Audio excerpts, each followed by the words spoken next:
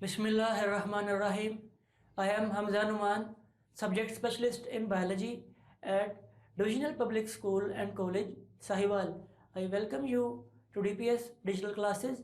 I will teach you Biology Class 9. Let's move to our today's lecture. Today's lecture will be from chapter number 5 and chapter number 6. And the topics of today's lecture include apoptosis and necrosis, enzymes and general definitions. Let's start our today's lecture. Contents. सबसे पहले हम contents की बात करते हैं कि इस lecture में हम किन चीज़ों को पढ़ेंगे. Learning objectives, apoptosis and necrosis, which is our first topic. General definitions, that is our second topic.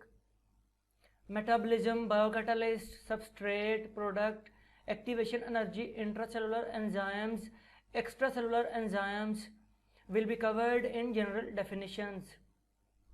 Recapitulation assignment. Now move to learning objectives.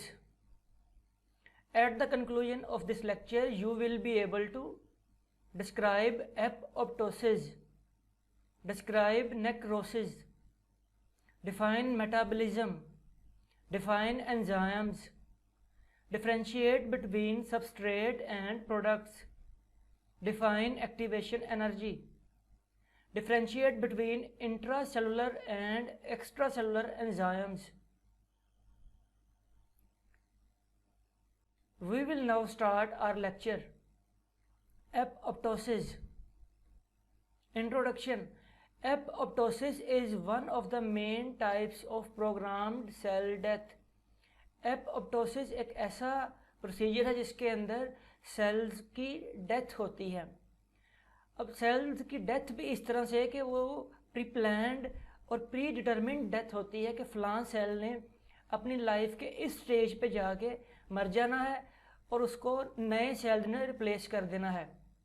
यानी सेल्स की ऐसी डेथ जो कि प्री प्लान्ड हो, प्री डिटरमिन्ड हो, प्रोग्राम्ड हो कि एक सेल ने अपनी लाइफ के इस हिस्से में जाके डेड हो जाना है. फॉर एग्जांपल, आपके ब्लड में पाए जाने वाले रेड ब्लड सेल्स 120 डेज़ के बाद डेड हो जाते हैं और वो नए रेड ब्लड सेल्स से रिप्लेस कर दिए जाते हैं. प्रोसेसिंग. एपऑप्टोसिस के अंदर जो सेल्स की डेथ होती है वो किस तरीके से होती है. A cell shrinks and become rounded due to the breakdown of cytoskeleton by enzymes. आप साइटोस्केलेटन के बारे में पढ़ चुके हैं कि इसने सेल को होल्ड किया होता है और सेल की शेप को मेंटेन रखने में अपना रोल प्ले करता है. जब किसी सेल की डेथ होना होती है तो ये procedure step by step follow किया जाता है.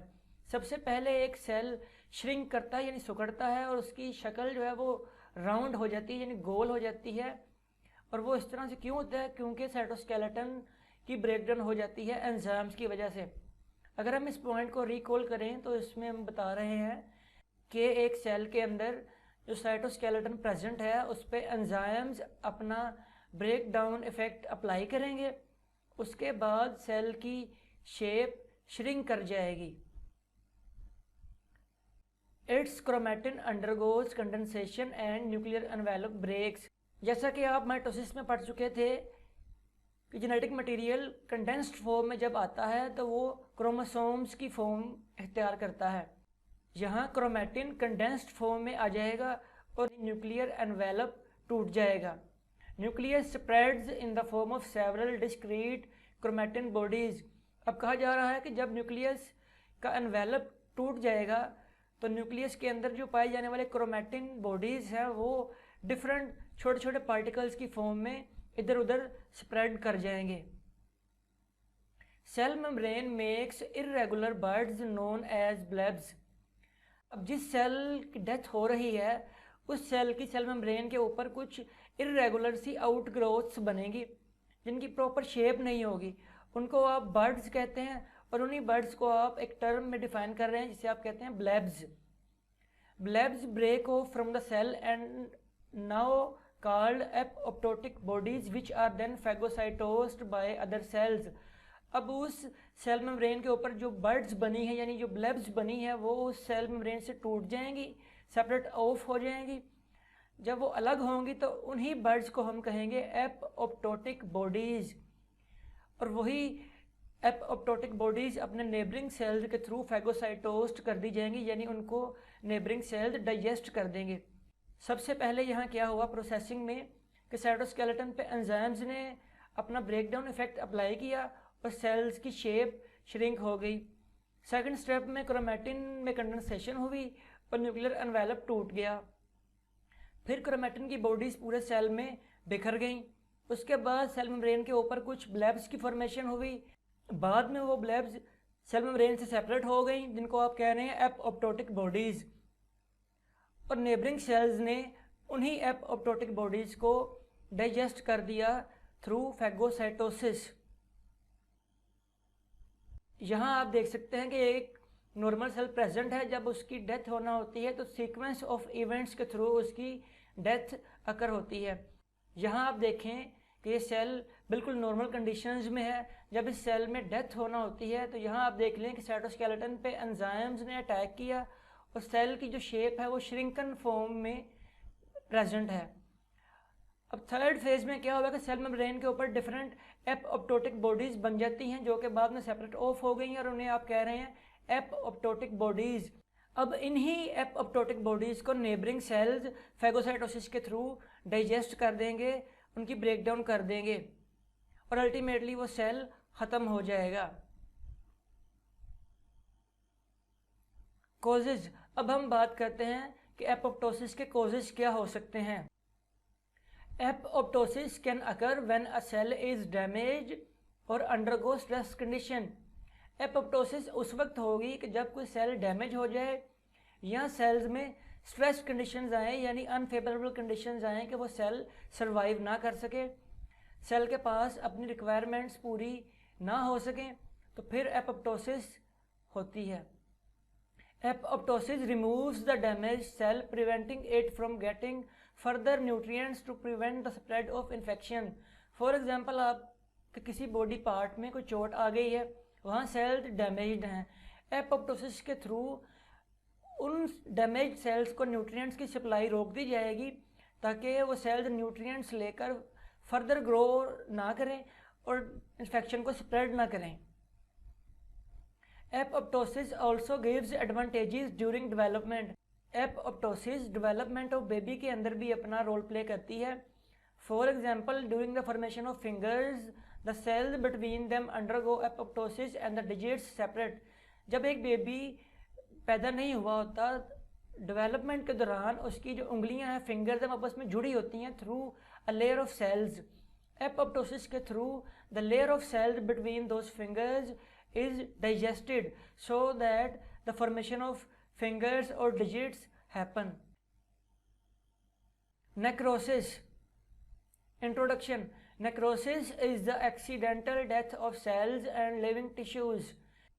नेक्रोसिस में भी सेल्स की डेथ ही होती है, लेकिन यहाँ पे प्री डिटरमिन्ड डेथ नहीं होती, बल्कि यहाँ पे एक्सीडेंटल डेथ होती है, जिसके काफ़ी सारे रीजंस हो सकते हैं और उनको हम आगे फर्दर पढ़ेंगे। Necrosis is less sequential than apoptosis. इसका मतलब यह है कि एपोप्टोसिस चूँकि प्री डिटरमिन्ड होती है और उसमें पता होता है कि पहले ये स्टेप होगा, फिर फर्दर नेक्स्ट स्टेप ये होगा, उसके बाद ये स्टेप होगा, यानी प्री डिटरमिन्ड प्रोसीजर है सेल की डेथ के लिए। नेक्रोसिस चूँकि होती एक्सीडेंटल है, इसलिए यहाँ पे स्टेप्स का तयन नहीं किया जा सकता। प्रोसेसिंग। अब हम बात करते हैं कि नेक्रोसिस होती किस तरीके से है। During necrosis there is a release of special enzymes from lysosomes. अब पढ़ चुके हैं कि लाइसोसोम्स एक सैक हैं जिनके अंदर कुछ डाइजेस्टिव एंजाइम्स प्रेजेंट होते हैं। वही डाइजेस्टिव एंजाइम्स यहाँ सेल्स की डेथ में अपना रोल प्ले करेंगे। Lysosomal enzymes break cellular components and may also be released outside the cell to break surrounding cells. अब जिन सेल्स की डेथ होना होती है उन सेल्स के अंदर लाइसोसोम्स सिक्रेट किए जाते हैं और लाइसोसोम्स अपने डाइजेस्टिव एक्टिविटी के थ्रू उन सेल्स को डाइजेस्ट करते हैं, और जब एक सेल डाइजेस्ट हो सकता है तो उसका इफेक्ट उस सेल के नेबरिंग सेल्स पे भी जा सकता है। Cells that die by necrosis may also release harmful chemicals that damage other cells. अब जो सेल्स नेक्रोसिस के थ्रू डेड होते हैं या जो डाइजेस्ट हो जाते हैं वो कुछ केमिकल्स रिलीज करते हैं जो कि नेबरिंग सेल्स के लिए हार्मफुल भी हो सकते हैं।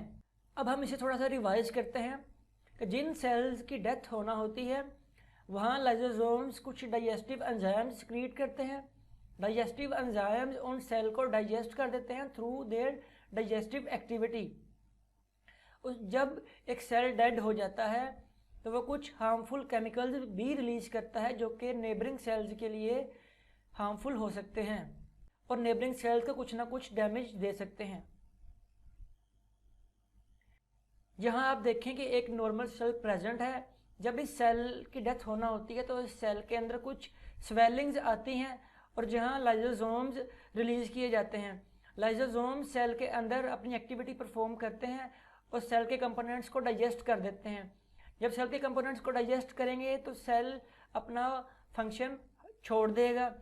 तो सेल की एक डीफॉर्म्ड शेप आएगी जिसमें उसका कोई फंक्शन नहीं है, सच टूटे फूटे उसके सेल ऑर्गेनल्स पड़े हैं, सारे कंपोनेंट्स उसके ब्रोकन डाउन हैं। तो इस स्टेज को आप कह रहे हैं। अब यहाँ से कुछ केमिकल कंपोनेंट्स भी रिलीज हो सकते हैं जो कि नेबरिंग सेल्स को डैमेज करने में अपना रोल प्ले कर सकते हैं। कॉजेज, अब हम बात करते हैं कि नेक्रोसिस की कॉजेज क्या क्या हो सकती हैं। इंजरी, आपको जब कोई चोट लगती है तो बॉडी का कुछ पार्ट, कुछ सेल्स ऑफ बॉडी जो हैं वो वहाँ से डैमेज हो जाते हैं। उन डैमेज सेल्स को आहिस्ता आहिस्ता न्यू सेल्स से रिप्लेस किया जाता है। तो वो जो डैमेज सेल्स हैं उनकी जो रिप्लेसमेंट है वो होती है थ्रू नेक्रोसिस। इन्फेक्शन, इन्फेक्शन में वही है कि जब आपको कोई माइक्रोबियल अटैक होता है आपकी बॉडी पे, आपकी बॉडी का कोई पार्ट डैमेज होता है तो उसे आप कह रहे हैं इन्फेक्शन। उस इन्फेक्शन के थ्रू भी सेल डैमेज हो जाते हैं और उन डैमेज सेल्स को रिमूव भी नेक्रोसिस के थ्रू ही किया जाता है। कैंसर, कैंसर में डिफरेंट एबनॉर्मल सेल्स प्रेजेंट होते हैं और उनकी रिमूवल भी नेक्रोसिस के थ्रू पॉसिबल होती है। स्पाइडर बाइट्स ऑल्सो काज नेक्रोसिस इन सम एरियाज। स्पाइडर्स जो होते हैं अगर वो आपको काट लें किसी बॉडी के पार्ट पे तो वहाँ भी सेल्स डैमेज हो जाएंगे और वहाँ भी नेक्रोसिस का अमल शुरू हो सकता है। नेक्रोसिस में भी due to lack of proper care to a wound site. Necrosis इस सूरत में भी हो सकती है कि जहाँ आपको बॉडी में कहीं कुछ जख्म आया है तो उसको प्रॉपर एरेशन ना हो, प्रॉपर उसकी केयर ना की जाए, उसको ऑक्सीजन ना मिले, फिर भी वो सेल्स डेड होना होते हैं और वो नेक्रोसिस के थ्रू ही डेड होंगे। It may occur when a cell is given hypoxic less oxygen environment. ये बात हम कर चुके हैं कि अगर किसी एरिया को या किसी सेल को आप जितनी रिक्वायर्ड ऑक्सीजन है उससे कम अमाउंट में ऑक्सीजन प्रोवाइड करें तब भी नेक्रोसिस होने के चांसेस होते हैं। आइए एक एनिमेशन की मदद से नेक्रोसिस और एपोप्टोसिस को समझने की कोशिश करते हैं। Hello everyone, this tutorial will explain to you the main difference between apoptosis and necrosis. Introduction. All cells in a multicellular organism undergo growth and death. Cellular death is essential for an organism to grow and survive. Human body is made up of innumerable types of cells in various parts of the body. There are mainly two types in which a cell undergoes death, either through exposure to harmful environment, injury, or through a pre-planned and regulated process of disintegration. Cell death occurs via two different processes, one being necrosis and the other being apoptosis. Now the question is, what is necrosis? Necrosis is a process of cellular death, which occurs when cells are exposed to extreme conditions, which are very different from normal living conditions. This leads to damage to the internal cellular environment and rapid cell and tissue damage. So the basic inability of the cell to maintain balance when exposed to rough conditions leads to complete discord in the cell's functioning and eventually its death. What is apoptosis? Apoptosis is a pre-planned regular process of cell death occurring in the body where the cell itself actively takes part in its own death. It occurs as part of normal cellular multiplication and turnover. So cells die naturally to maintain a balance of the cellular multiplication. Apoptosis is required for smooth functioning of the body. Most cells in the body have a shelf life. For example, red blood cells live for 120 days. At the end, they are destroyed in the body. This is a method of apoptosis. Difference in cause and presentation. Necrosis is a pathological process which is detrimental to the body. It occurs when the cells are exposed to toxins or on exposure to extreme conditions, which could be anything from increased temperature, decreased oxygen levels, etc. These conditions lead to damage to the wall or membrane of the cell. An inability to maintain normal functioning in these conditions leads to an imbalance in the internal environment of the cell. This leads to inflammation and tissue damage, which leads to accumulation of cellular debris. Apoptosis is a normal, natural process which is necessary for the body, as it maintains a balance in the number of cells in the body. If the cells do not die on time, it can lead to a tumor or cancer formation, which is an accumulation of unwanted cells. If cells die too fast, it can lead to conditions such as AIDS, heart disease, and liver disease. So if apoptosis does not take place as it should, there will be signs of disease. Difference in structural changes. In necrosis, there is a loss of integrity of the wall of the cell, which leads to swelling of the cell's contents as well as disintegration of small bodies of the cell. In apoptosis, there is no disintegration of the cell membrane or wall, rather there is a shrinkage of cellular contents along with clumping of the membrane. This leads to formation of condensed bodies known as apoptotic bodies. These bodies are recognized by the immune system of the body and destroyed efficiently by the immune cells. Thus, it is a well-coordinated process due to which there is no accompanying inflammatory reaction. Difference in biochemical reactions. Necrosis is a passive process which does not require energy and can occur at any point of time. This is a random event which is unregulated. Apoptosis is an active process which requires energy and occurs in an organized manner. Many enzymes and agents are required to carry out various steps of this process. Now we will talk about our second topic of today's lecture, that is enzymes and general definitions. We should first know the metabolism before going through the enzymes. Metabolism. The term metabolism is derived from a Greek word meaning change. Metabolism एक Greek word जिसका मतलब change होता है से derived किया गया है. The concept of metabolism was first of all given by Ibn Nafis.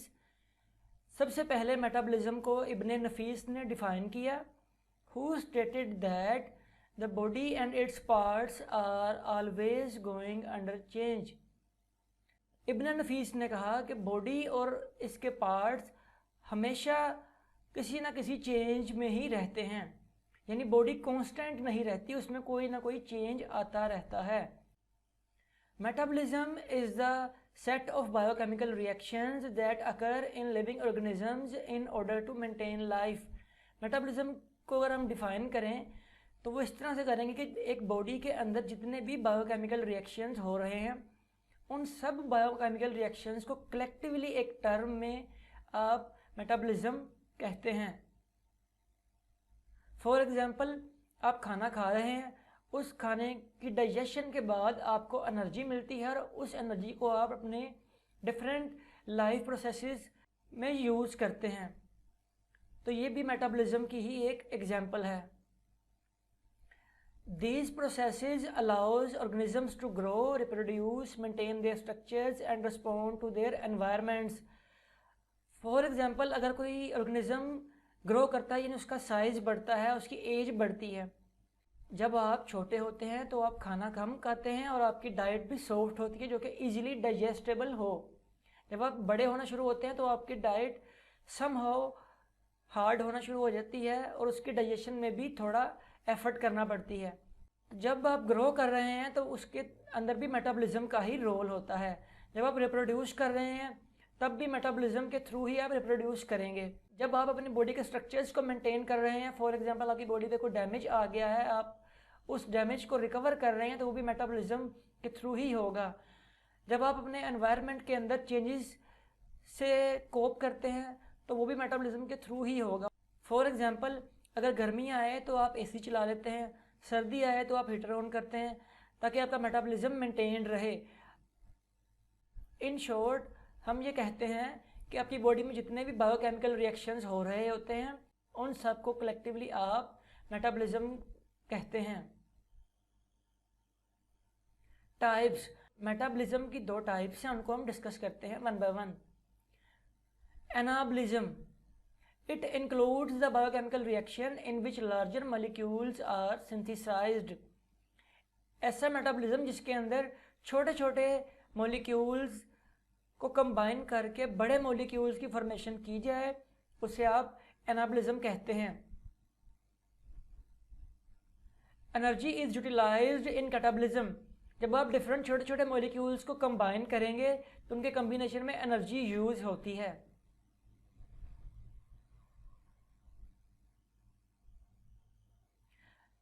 Catabolism, it includes the biochemical reaction in which larger molecules are broken down। Catabolism एक ऐसा मेटाबॉलिज्म है जिसके अंदर आप लार्जर मॉलिक्यूल्स को तोड़ के उसको छोटे छोटे मॉलिक्यूल्स यानी उसके कंपोनेंट्स में कन्वर्ट करते हैं। Energy is released in catabolism, इस रिएक्शन में एनर्जी रिलीज होती है। इसको रिवाइज करते हैं। एनाबॉलिज्म में क्या होता है कि आप छोटे छोटे मॉलिक्यूल्स को कंबाइन करवा के through the help of energy in the form of ATP बड़े मॉलिक्यूल्स की फॉर्मेशन करते हैं। अब उसी का रिवर्स है कैटाबॉलिज्म, कि आप बड़े बड़े मॉलिक्यूल्स को तोड़ के छोटे मॉलिक्यूल्स में कन्वर्ट करते हैं और इस प्रोसीजर में एनर्जी रिलीज होती है। अब इस डायग्राम की मदद से हम एनाबॉलिज्म और कैटाबॉलिज्म को समझते हैं। अब राइट साइड पे अगर आप देखें तो यह है कैटाबॉलिज्म और लेफ्ट साइड पे है एनाबॉलिज्म। पहले हम बात करते हैं एनाबॉलिज्म की। यहाँ आप देखें कि स्मॉल मॉलिक्यूल्स पड़े हैं, काफ़ी सारे छोटे छोटे मॉलिक्यूल्स पड़े हुए हैं और यहाँ देखें तो एक काफ़ी बड़ा सारा मॉलिक्यूल प्रेजेंट है। अब इन्हीं छोटे मॉलिक्यूल्स को कंबाइन करेंगे हम एटीपी को यूज़ करते हुए। अब आप रेड एरो को फॉलो करते हुए इधर आ रहे हैं, तो उन्हीं छोटे मॉलिक्यूल को कंबाइन करके आपने एक बड़ा मॉलिक्यूल बना लिया और इस प्रोसीजर में एनर्जी यूटिलाइज हुई है। इसे आप कह रहे हैं एनाबॉलिज्म। अब जब आप एनाबॉलिज्म का रिवर्स देखेंगे तो उसमें क्या होता है कि एक बड़ा मॉलिक्यूल पड़ा हुआ है, लार्ज मॉलिक्यूल, उसको आप तोड़ के छोटे मॉलिक्यूल्स में कन्वर्ट कर रहे हैं। अब आप इधर ब्लू एरो को फॉलो करते जाएं तो यहाँ आप देख रहे हैं कि ये छोटे छोटे मॉलिक्यूल्स में कन्वर्ट हो गया है और यहाँ पे ये एनर्जी रिलीज हुई है। यानी कैटाबॉलिज्म और एनाबॉलिज्म एक दूसरे के रेसिप्रोकल प्रोसीजर्स हैं। बायोकैटालिस्ट्स, केमिस्ट्री के अंदर आप पढ़ चुके होंगे कि कैटालिस्ट ऐसी स्पीशीज़ हैं जो किसी रिएक्शन को रन करने में हेल्प आउट करते हैं। बायोकैटालिस्ट ऐसी स्पीशीज़ हैं जो बायोकेमिकल रिएक्शन के अंदर अपना रोल प्ले करते हैं। Enzymes are crucial to metabolism because they act as biocatalyst and speed up and regulate metabolic pathways. जब भी आप बायोलॉजी के अंदर बात करेंगे तो एंजाइम्स मोस्टली बायोकैटालिस्ट होते हैं जो मेटाबॉलिज्म के अंदर बहुत इंपॉर्टेंट रोल प्ले करते हैं किसी भी रिएक्शन को रन करने के लिए, उस रिएक्शन को स्पीड अप करने के लिए और उस रिएक्शन के डिफरेंट स्टेप्स को रेगुलेट करने में एंजाइम्स हेल्प आउट करते हैं। During metabolism chemicals are transformed from one form to the other by enzymes. आप जानते हैं कि जब भी केमिकल रिएक्शन होता है तो उसमें रिएक्टेंट्स प्रोडक्ट्स में कन्वर्ट होते हैं और उसमें कैटालिस्ट अपना रोल प्ले करता है। सेम वैसे ही एक स्पीशीज़ को दूसरी स्पीशीज़ में कन्वर्ट करने के लिए एंजाइम्स अपना रोल प्ले करते हैं। अब यहाँ आप देखें कि ए और बी रिएक्टेंट्स हैं, यानी ये दोनों रिएक्टेंट्स आपस में कंबाइन करेंगे तो बनेगा प्रोडक्ट सी। अब ये रिएक्शन उस वक्त तक रन नहीं करेगा जब तक कोई कैटालिस्ट, बायोकैटालिस्ट या एंजाइम यहाँ पे नहीं आएगा। जब कैटालिस्ट यहाँ पे आ जाएगा तो ये रिएक्शन रन करेगा और रिएक्टेंट्स प्रोडक्ट्स में कन्वर्ट हो जाएंगे, तो इससे आप कह रहे हैं बायोकेमिकल रिएक्शन।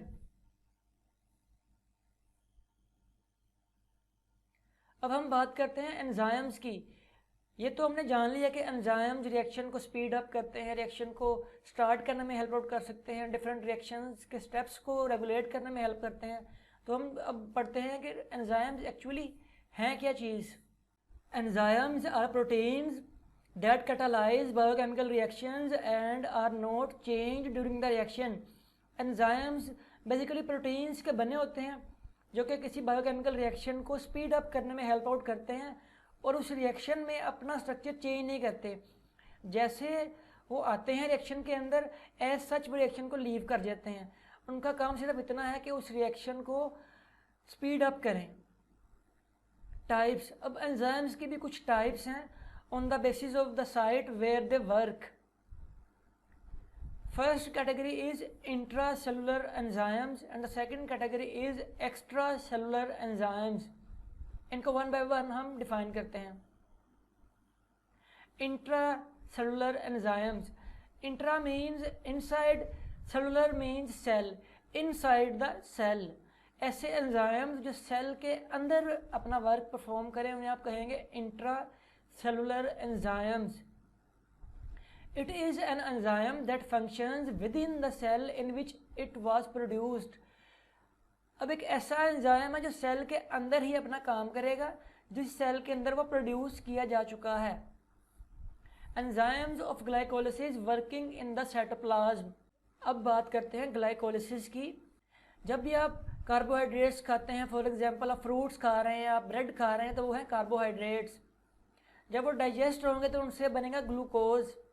तो कार्बोहाइड्रेट्स का डाइजेस्ट होकर ग्लूकोज बनना, उसे आप कहते हैं ग्लाइकोलिसिस। ग्लाइकोलिसिस भी मेटाबॉलिज्म का ही एक पार्ट है और इसके अंदर भी डिफरेंट एंजाइम्स अपना रोल प्ले करते हैं।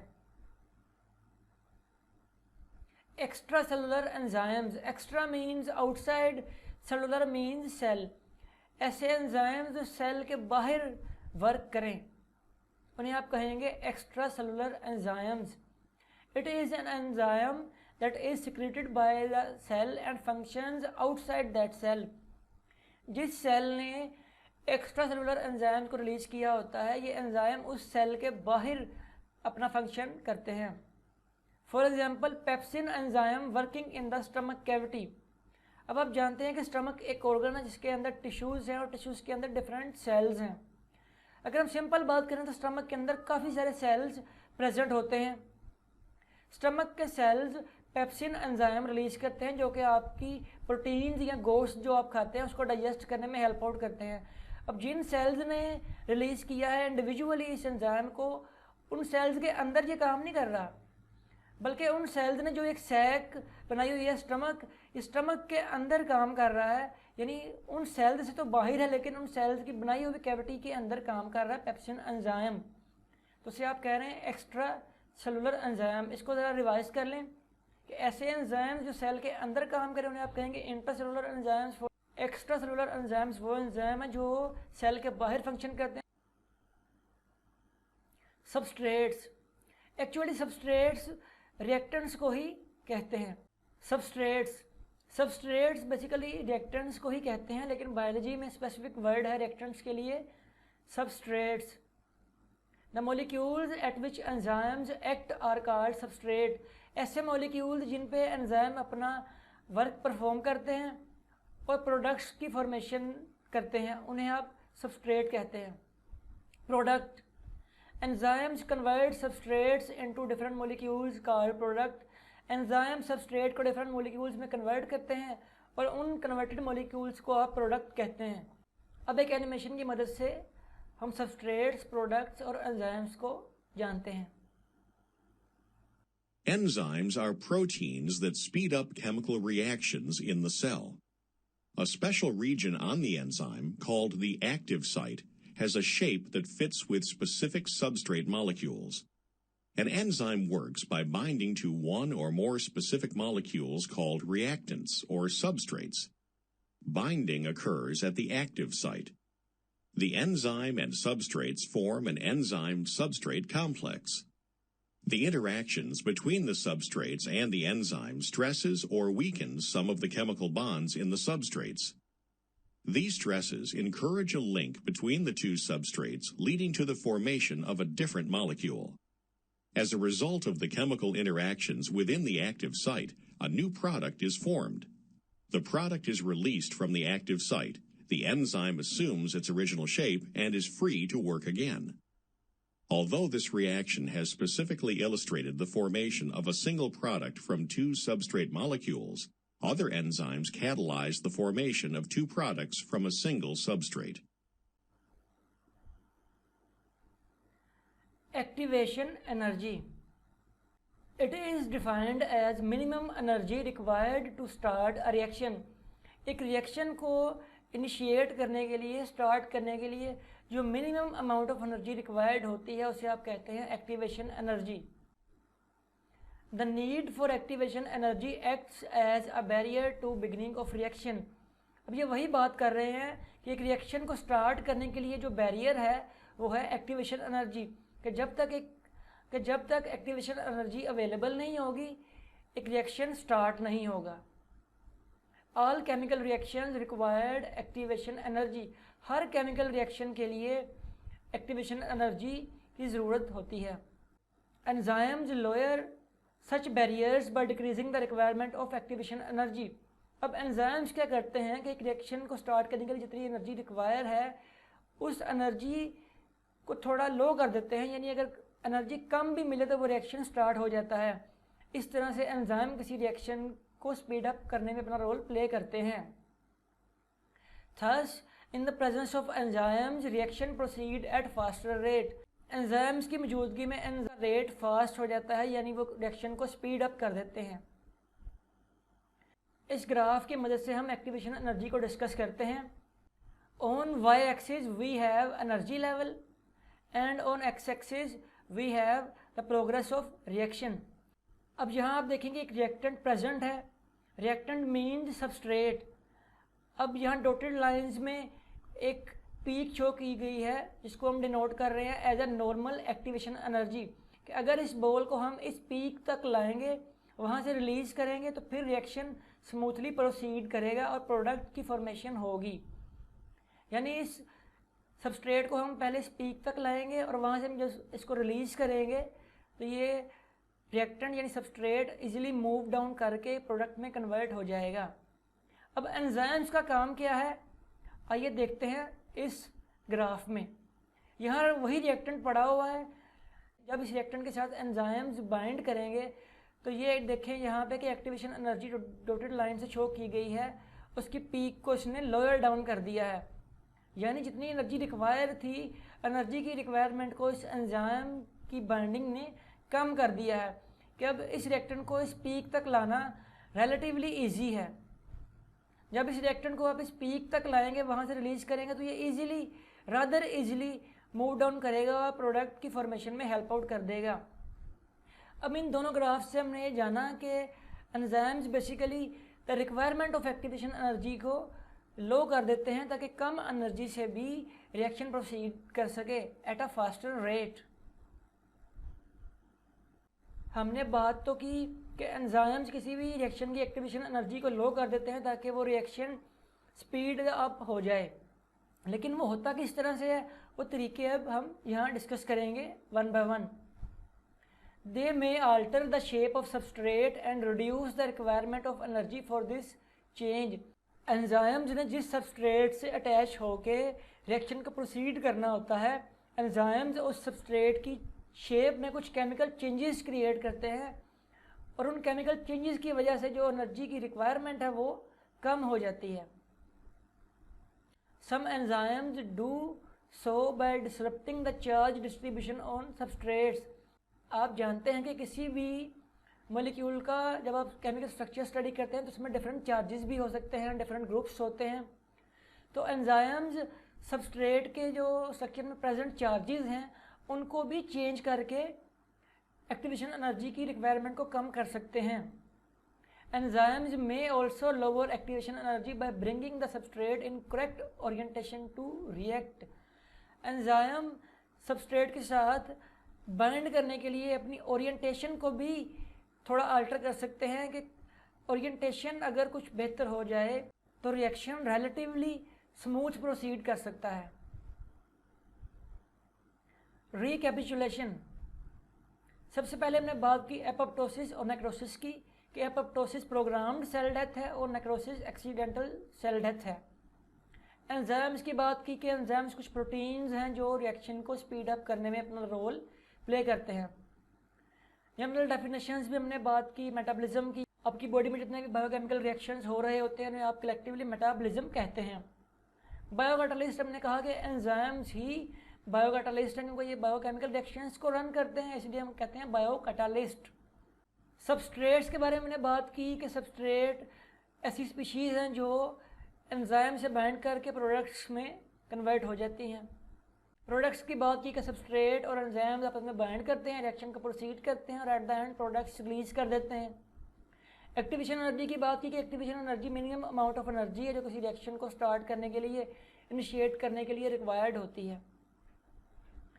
इंट्रासेलुलर एंजाइम्स की बात की कि वो एंजाइम्स जो सेल के अंदर अपना वर्क करें उन्हें आप इंट्रासेलुलर एंजाइम्स कहेंगे। एक्स्ट्रासेलुलर एंजाइम्स वो होते हैं जो जिस सेल के अंदर प्रोड्यूस हुए हैं उस सेल के बाहर अपना वर्क परफॉर्म करें। Let's come to an assignment.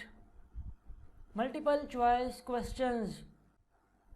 MCQ number 1, the programmed cell death, necrosis, apoptosis, endocytosis, exocytosis, and the answer is apoptosis. Second MCQ, in an adult human, the number of cells that die each day by apoptosis 30 to 50 billion, 40 to 60 billion, 50 to 70 billion, 60 to 80 billion, and the correct answer is 50 to 70 billion. MCQ 3, blebs break off from the cell and are called apoptotic bodies, lysosomes, phagocytosis, food vacuoles, and the answer is apoptotic bodies. MCQ 4, the term metabolism is derived from Greek word, Latin word, Italian word, French word. Answer is Greek word. MCQ 5th, the term metabolism is derived from the Greek word means split, change, division, break. Yes, the answer is change. MCQ 6, the concept of metabolism was first of all given by Ibn Nafis, Wilhelm Koch, Daniel Koshland, Emil Fischer, and the correct answer is Ibn Nafis. Short questions. Define apoptosis and write its advantages. इसके बारे में हमने पढ़ा कि apoptosis programme cell death है और fingers की formation में ये हेल्प आउट करता है। ब्लेब्स के बारे में कहा कि कुछ आउटग्रोथ्स बनती हैं और वो सेल मेम्ब्रेन से सेपरेट ऑफ हो जाती हैं, उन्हें आप ब्लेब्स कहते हैं या एपोप्टोटिक बॉडीज कहते हैं। Define necrosis and enlist its causes, इसके बारे में भी हम बात कर चुके हैं। डिफाइन मेटाबॉलिज्म, ये भी हो गया है। Differentiate between metabolism and anabolism, इसके बारे में भी हमने बात की। डिफाइन एंजाइम्स, एंजाइम्स को भी हम डिफाइन कर चुके हैं। But is difference between substrate and product, इसके बारे में भी हमने एक एनिमेशन के थ्रू एक्सप्लेन किया। What are intracellular and extracellular enzymes, इसके बारे में भी हमने बात की। डिफाइन एक्टिवेशन एनर्जी, इसको भी हमने एट द एंड डिफाइन किया। In which ways enzymes lower the activation energy, हमने 3 वेज पढ़े जिसके थ्रू एंजाइम्स एक्टिवेशन एनर्जी को कम कर देते हैं। Long questions, right a note on apoptosis and necrosis. अगर लॉन्ग क्वेश्चन आता है तो उसमें आप एपोप्टोसिस को डिफाइन करेंगे, उसकी प्रोसेसिंग बताएंगे, उसकी कॉजेज़ को डिस्कस करेंगे। Define activation energy, discuss how can it be lowered, इसमें आप एक्टिवेशन एनर्जी को डिफाइन करेंगे और जिन तरीक़ों से एक्टिवेशन एनर्जी को लो किया जा सकता है उन तरीक़ों को डिस्कस करेंगे। Thank you.